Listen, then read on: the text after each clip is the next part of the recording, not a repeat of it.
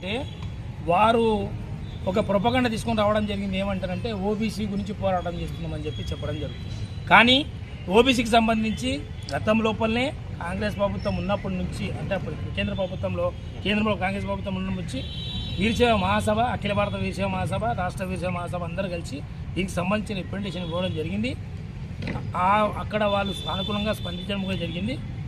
అయితే దానికి సంబంధించిన ఏర్పాట్లు, దానికి ఒక కమిటీ వేసి సబ్ కమిటీ వేయాలని చెప్పేసి వాళ్ళు నిర్ణయం తీసుకోవడం కూడా జరిగింది. గతంలో మన రాష్ట్ర ప్రభుత్వం తరఫున కూడా బీసీ కమిషన్ సభ్యులుగా ఉన్న సుప్రభాత్ పటేల్ గారు వీళ్ళందరూ కూడా అక్కడికి ఢిల్లీ వెళ్ళి ఒక బృందంతో మాట్లాడి రావడం జరిగింది.